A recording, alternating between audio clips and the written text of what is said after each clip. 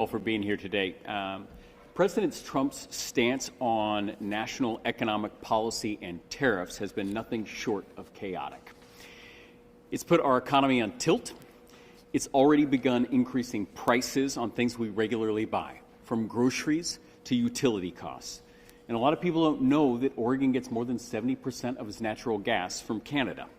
And it's forced us into trade wars. And ultimately, it is going to cost our state jobs and our country jobs. Academic research cited by President Trump's own administration concludes that 95% of the cost of tariffs will be passed through to domestic consumers, and that's you and me. It's effectively a tax that all of us are going to be paying.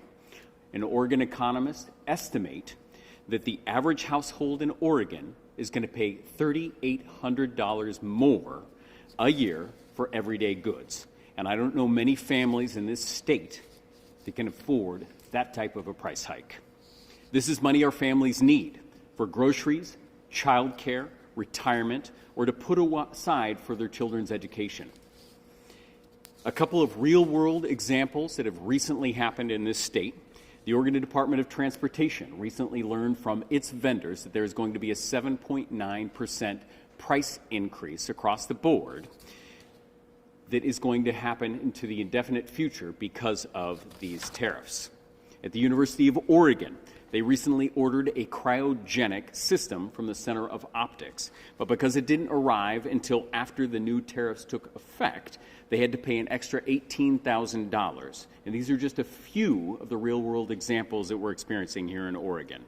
Oregon cannot sit quietly while the president takes actions that are going to cost us jobs, increase the prices that we pay, and harm our economy. Today, the Oregon Department of Justice is leading a coalition of 12 states in filing a lawsuit challenging the legality of President Trump's tariffs.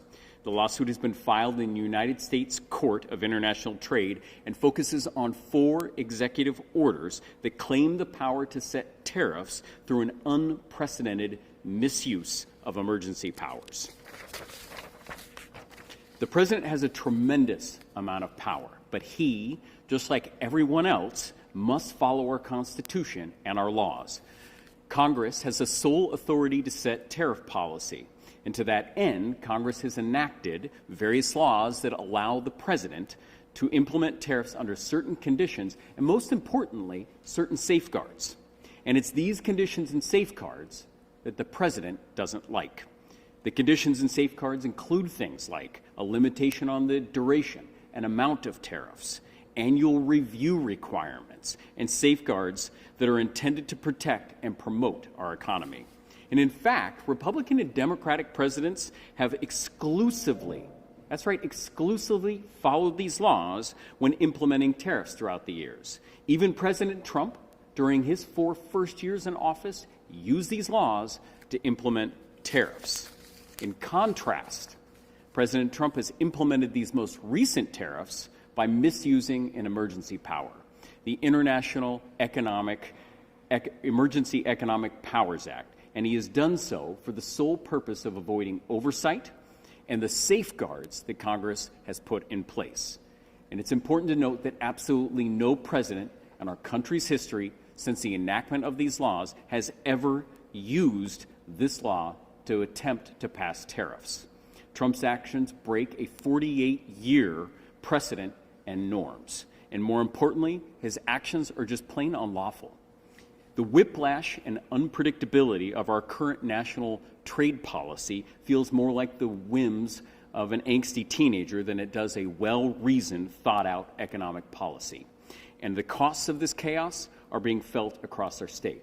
Today, we're joined here by a handful of Oregonians that are going to talk to you a little bit about the impacts that they're seeing on the ground with respect to tariffs. And I'll bring up Representative Daniel Wynn to start first. Thank you, Representative.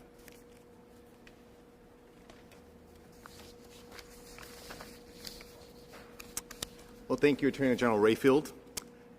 I stand before you today wearing 2 hats, one as a small business owner and another as Oregon State Representative and Chair of the Economic Development, Small Business and Trade Committee. My family's restaurant, Bambuza, gives me a frontline view of how President Trump's tariffs are devastating Oregon businesses. At Bambuza, we directly import our own rice paper, rice noodles, and coffee from Vietnam, and much of our produce comes from Mexico. Trump's tariffs are already hurting. While we've tried to prepare by stockpiling essential items, we simply can't store everything, and these upfront costs are eating up our bottom line. They will cut into our already thin profit margins or be passed on to our customers. I don't like either option. What makes these tariffs particularly damaging isn't just that it's going to increase our costs immediately. It's the unpredictability. One day tariffs are on, and the next day they're off, and then they're back on again at different rates. For a business owner trying to plan inventory, set prices, and manage staff, this creates paralyzing uncertainty. Let me share a lesson from our experience during COVID. When the pandemic hit, my wife and I, as business partners, took a cautious approach to our business. We examined everything about how our business functioned. We looked at every cost and every resource, including our COVID relief loans, thinking about how do we make this last? How do we weather this storm? Meanwhile, we watched as other restaurant owners continued spending as if nothing had changed. When the subsidies ended and when the storm continued, many of them didn't survive. That experience taught me something crucial. In times of uncertainty, businesses hunker down and take fewer risks, not more. We delay expansion, postpone hiring, and focus on the essentials to survive. This survival mentality might save an individual business in a pinch, but it can't be sustained and can be devastating for our broader economy, job creation, and innovation. Now, putting on my legislator hat, I've been shouting from the rooftops that Oregon's economy, more than most states, relies on global trade. Our electronics, metals, timber, wheat, and wine are world-renowned. In the best of times, Oregon businesses compete successfully on the global stage with strong import and export infrastructure. But now, with these erratic tariffs, our businesses are uniquely vulnerable.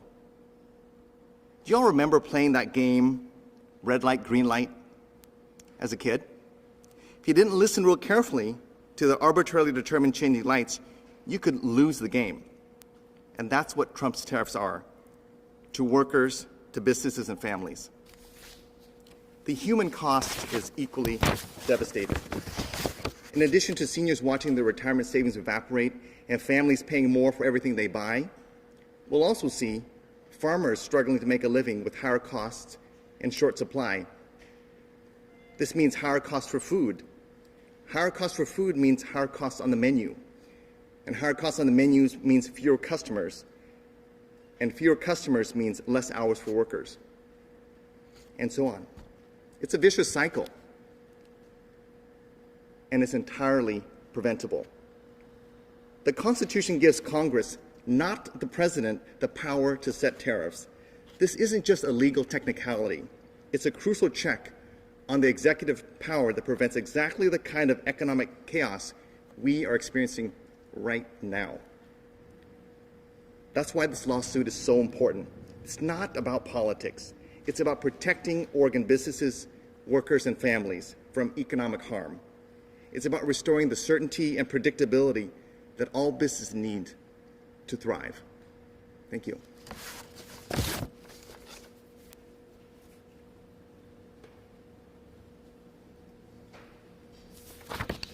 Good afternoon. My name is Pat Hubble, P-A-T-H-U-B-B-E-L-L, owner of Brooklyn Pharmacy. We are a pharmacy that's been in the Portland area since 1897. I bought the pharmacy in 2017, and we are heck bent on keeping this pharmacy open. There are some things that are causing some issues here. Number one, pharmacies are already closing, all right? So we're getting this tariff, and I'm going to explain why this is even more problematic. Now let's get to my notes here. I was a little off text there. Okay. The pharmaceutical supply chain is global. A very high percentage of my products are from other countries, okay? So, for example, some other companies say they can pass on that cost. I cannot. I am in contracts with insurance companies, and they will pay me the rate at which they pay me, and they are very slow to respond to any changes that occur. So that puts pharmacy in a very, very hard predicament. The pharmaceutical supply chain is global. Many of the raw ingredients to make pharmaceuticals and the medications themselves come from countries hit hardest by these tariffs. Pharmacy drug inventories contain about 60% or more of medications that are purchased outside this country. My pharmacy, probably about 80%, really high percentage. There will be a significant rise in medication costs for pharmacies and patients. Experts predict that the prices would be more than 15%. Now, that's hard to measure because we have co-pays, we have high deductible plans. It's a very complex, convoluted system, but I'm here to tell you pharmacies will suffer, pharmacies will hasten their closures. In fact, it's going to be hard on me to make decisions whether I can stay in business. Can I weather this storm? I don't know. So these are very important tariffs that affect my livelihood and my community. You know, we've been serving the community of Brooklyn and Portland since 1897, and I'd hate to see that stop because we provide superior pharmaceutical care. Everyday medical supplies will cost more. I mean, test strips, you know, blood pressure cuffs, ostomy supplies, things that people need every day to sustain their lives. That price is going to go up. So we want to be aware of that. Let's go turn the page here. The ripple effects don't stop there. Rising costs are squeezing hospitals, insurance companies, and entire healthcare systems. Hospitals are delaying equipment upgrades, and insurance premiums are likely to climb. For patients, this means a higher out-of-pocket cost and reduced access to care. And we all know that there's already pharmacy deserts in the state of Oregon. People don't have access to pharmacy right now, and this is going to make it worse. 1 in 3 Americans already struggles to afford their prescriptions, and again, this will hasten that effect. These tariffs are making a bad situation worse. It is my intention to keep Brooklyn Pharmacy open to the Portland community to provide superior pharmaceutical care through innovation, immunizations, medications, and I put a heaping spoonful, but I'm going to say a heaping cupful of passion to keep this thing going. But it is truly important that these tariffs do not continue as we try and stay alive and take care of our communities. Thank you.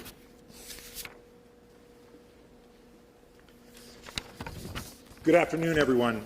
My name is Graham Traynor, and I'm proud to serve as president of the Oregon AFL-CIO, the statewide federation of labor unions representing over 300,000 working people in every sector of Oregon's economy and in every corner of this great state. I'm here to talk about the reckless tariffs President Trump announced on April 2nd, the harm they're causing to workers, and why Attorney General Dan Rayfield's lawsuit is a critical step in fighting back. Let's start with the labor perspective. Tariffs can absolutely be an effective tool to protect jobs and industries, growing our domestic manufacturing base, creating good union jobs, and strengthening critical supply chains requires policies which address complex issues, such as differences between countries or across countries in air and water quality standards, minimum labor rights, and respect for democratic values. And the strategic use of tariffs are a necessary part of that work. But these tariffs announced on April 2nd are anything but strategic. They're chaotic, and they're devastating for workers. In Oregon, the uncertainty and chaos with this on-again, off-again tariff policy is hitting industries like manufacturing, agriculture, and construction hard. Workers are left wondering if their jobs will still exist tomorrow, and that uncertainty is unacceptable. The economic fallout is also already clear. Take the Port of Portland, Oregon's gateway to global trade. Trump's trade chaos has disrupted supply chains and spooked businesses, leading to delays and higher costs. For workers, this means fewer hours, stalled projects, and shrinking paychecks. And it's not just the big industries either. Small businesses are feeling the squeeze too. And when costs go up, jobs are often one of the first things to go. So that's why AG Rayfield's lawsuit matters. It's about more than just challenging the president's overreach. It's about standing up for Oregon's working people and families. The president's reckless tariff announcement on April 2nd is threatening our livelihoods, and this lawsuit is one of the necessary steps to restore stability and fairness. What we need is a comprehensive trade policy that puts workers first. That means targeting unfair trade practices, investing in domestic industries, and ensuring that tariffs are used strategically, not just as an erratic political weapon. Oregon's workers deserve stability, fairness, and a chance to thrive in a global economy. Instead, they're caught in the crossfire of a trade war that benefits no one. Let me be clear, this isn't just about dollars and cents. It's about dignity. It's about ensuring that every worker in Oregon and across the country has the opportunity to earn a fair wage, support their family, and build a better future. And President Trump's across-the-board tariffs are undermining that promise. And AG Rayfield's leadership with this lawsuit is exactly what we need now to fight back. Thank you.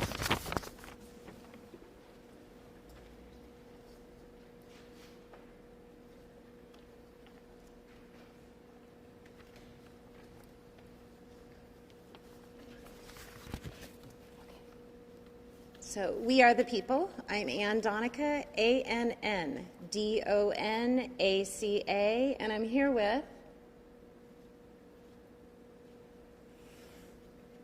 Mommy, it's Cody Donovan. CODYDONACASULLIVAN. Thank you for having us. We are here to share our concern regarding President Trump's and his administration's actions, including tariffs on our lives. Cody and I represent the middle and lower class income bracket in the state of Oregon. I recently retired from education, and now I am Cody's personal support worker. Even though Cody was the first person in the state of Oregon who experiences Down syndrome to graduate from a 4-year university, he has spent the last 3 years searching for a job without success. This is not an uncommon thing for people with disabilities to take this long to find a job. Unfortunately, right now, it's also not uncommon for everyone else. A president should bring a sense of security to all people. Since Trump became president in January, this has been the opposite. With the slashing of imperative programs and the potential cuts to Social Security, Medicaid, Medicare, the firing of thousands, and now the implementation of tariffs, we the people are scared. There has been a careless process of hurting everyday people just like us, who don't have the capacity to fight back. The way in which the Trump administration has taken action has shown a lack of planning, no thought, and incompetent people. It has made we the people feel vulnerable and insignificant. Good and innocent people are being thrown underneath the bus. The actions have been demeaning. The prices are already high, so how is it that we will be able to afford the tariffs attached? 60% of Americans are already living paycheck to paycheck, and now we're experiencing debt. The life preserver of all people getting rich through cuts and tariffs is not happening for us. We, the people, are sinking. Making tariffs fair would be admirable. Instead, the population is collateral damage for Trump's trade war. We, the people, are paying the price. Cody and I are truly thankful, and we admire Attorney General Dan Rayfield's integrity for bringing forth this lawsuit. He's standing up for people like us, and he's fighting back against unconstitutional tariffs. This isn't just about politics, it's about survival. It is about making sure that working families don't get crushed by policies that only make life harder. The United States needs protectors of the middle and lower economic populations, which is the majority of Oregonians. When we allow a president to seize the power of the purse, we, the people, must fight back. Without a strong middle and lower class, we will not have a strong America.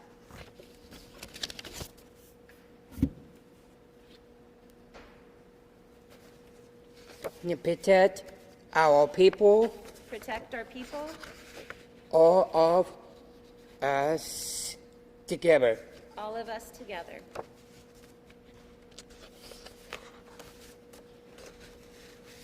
We must fight. We must fight.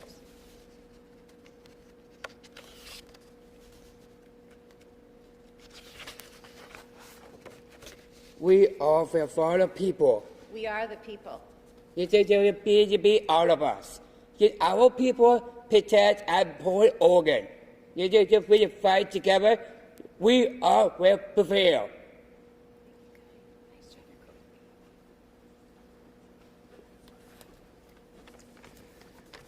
Thank you, Cody.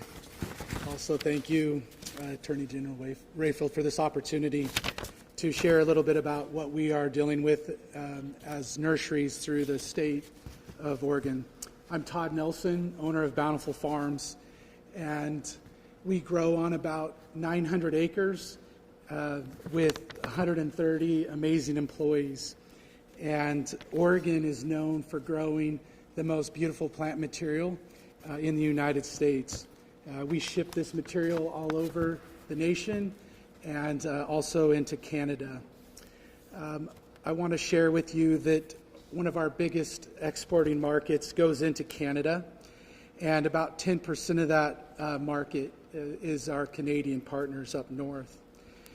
The nursery industry is $1.3 million in annual sales. We're the third largest in the nation as far as nursery sales go.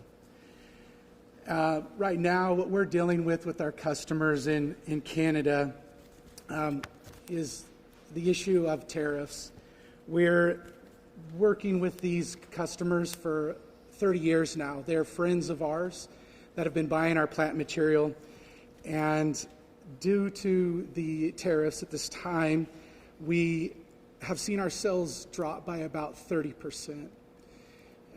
It takes a long time to grow a tree. The average time a tree is grown on our nurseries is about 7 years. It also takes a long time to create these wonderful relationships with these customers. And right now, with the uncertainty of the tariffs, our Canadian friends have started to change some of their minds and are no longer wanting to purchase plant material from the United States. We see now where they are marketing their plant material as Canadian grown and no longer coming from the United States. And this has definitely been damaging for us. We grow plants, as I mentioned, for about 7 years, and they are dug and harvested in November. These tariffs have come between now and then, and so this material that we have ready to ship across the border is now sitting and not able to be shipped, so definitely creates some hardship. Tariffs make this difficult for us as far as imports as well. Our fertilizers, our aluminum for greenhouses, cedar, and different products that we use to grow plants. Right now, we don't know exactly where those prices are going to be. And our fertilizers and potash, nitrogen, phosphorus all come from all over the world. And as we're trying to plan out and create our production costs for this next year, we're not able to do so very well due to the unknown and the uncertainty. One of our largest growers of liners that we bring into the state, which we grow on, is from Israel, not too far from the Gaza Strip. And we rely on them heavily to grow these liners for us. Right now, this next year, we're not looking to order until we know what until those costs are identified. We bring in robots that help us minimize the monotonous labor that happens in nurseries sometimes. And a lot of those products are built in the Netherlands or in Germany. We have a robot that's on the water coming over now to help us plant. And we're still not exactly sure what the final cost will be to get that machine operating. So these impacts are definitely touching all of us as nurseries and growers in the ag segment.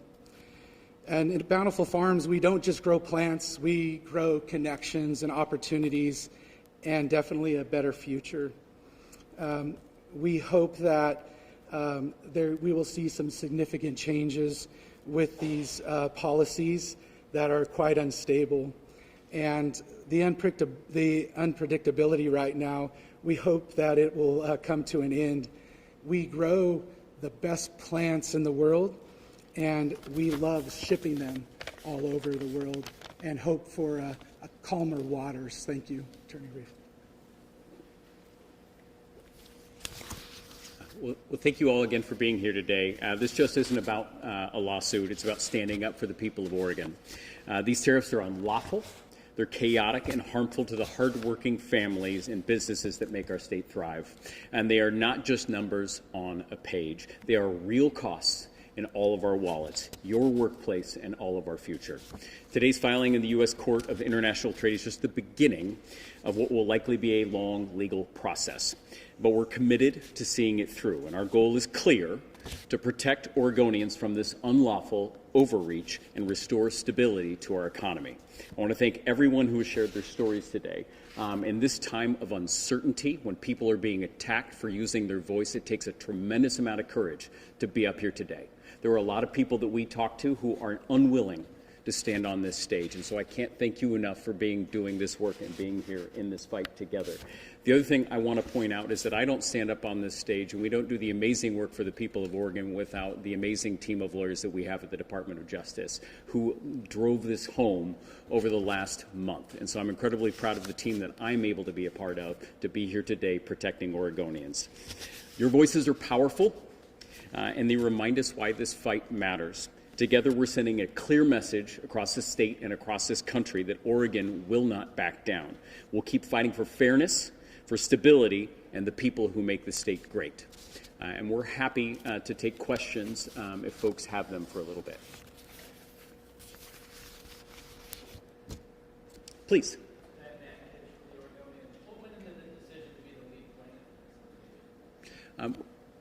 We had been working on this lawsuit, and when I ran for this position, one of the things that I was committed to doing is being the Attorney General for all Oregonians. There are a lot of issues that we could lead on right now. This was one issue that is impacting, as you saw today, every facet of our lives. And this is something that was incredibly important, I thought, for our state to lead on, given all those dynamics. Please.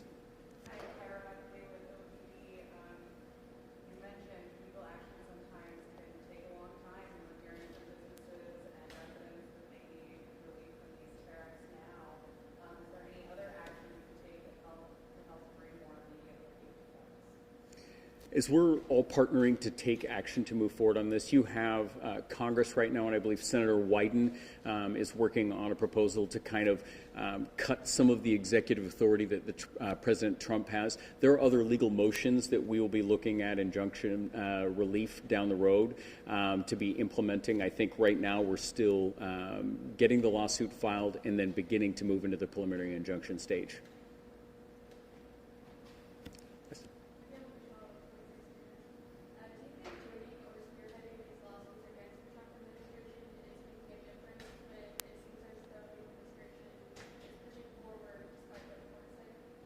I firmly believe that all of us as a state or as a country are stronger when we stand up to bullies or when we stand up to people that are violating our Constitution and our rule of law. I don't think that we have a choice in these rules not to stand up to that. And the more that we continue to voice our concerns, it will continue to push the Trump administration down. And I have talked about the importance of an independent judiciary more in the last 3 months than I have in my entire life. And I am incredibly proud of the fact that we have Democratic and Republican judges in courts across this country that are standing up to the Trump administration, and they do not like it. And that is why these lawsuits are so darn important, to put sideboards, just like you do with your kids at home.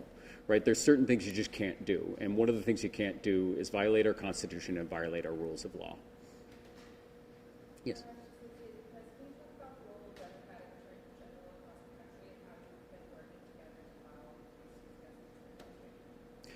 Just like I feel incredibly privileged to be surrounded by an amazing team here at the Oregon Department of Justice, Democratic attorneys general across this country are working together on myriad of issues ranging from birthright citizenship to funding freezes to today's tariff lawsuits. And we really work together and compile and put our resources together to make sure that we are hitting on all fronts as the Trump administration continues to push the bounds of his legal authority.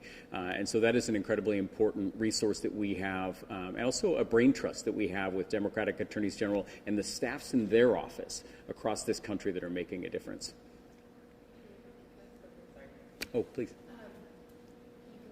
Tell me if this is on your wheelhouse or too far afield, but at a roundtable with Senator Ron Wyden on Monday, he had sort of said point blank, this is all about China, regardless of how many countries have been slapping these tariffs. And the argument being made that this is, sort of unusual, extraordinary threat is speculative. And he did make the offhand comment that despite these tariffs, we're not seeing conversations move forward with Chinese about any sort of international collaborative to stop the arrival of fentanyl in the United States. More broadly, when it comes to defending that executive order and that tariff, how are you prepared to respond to that? The idea that the threat would be this sort of larger issue with fentanyl coming into the United States. So there are, under Title 19 of the United States Code, appropriate ways to set tariffs. And again, for more than 48 years, that's what Democratic and Republican tariffs have done. They do it responsibly because tariffs are an important tool, right? And we're thinking about managing imbalances of trade, or when we're thinking about protecting critical industries, or we're thinking about making sure that there are anti-dumping statutes or manipulations of our markets. But there's standard rules that Congress intended the president to use to implement tariffs. This is a purposeful way to get around those tariffs, to misuse the emergency power to apply tariffs. That's what this is focused on. And that's why you see odd tariffs. And I mentioned the University of Oregon being impacted by the cryogenic purchase that they made. That was made from Switzerland. You heard today, Netherlands, Vietnam.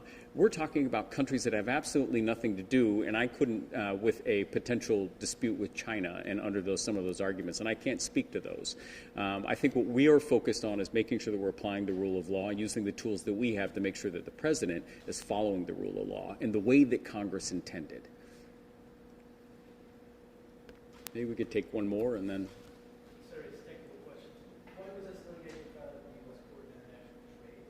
Yeah, the U.S. Court of International Trade is a specialty court that has a tremendous amount of experience when it comes to these issues. We felt it was best to be in front of the people that have the experience with these laws as we're moving forward. Well, thank you all very much for being here today. And again, thank you to everybody who's up here today and standing with us. And thank you to the folks at DOJ who make these things work. So.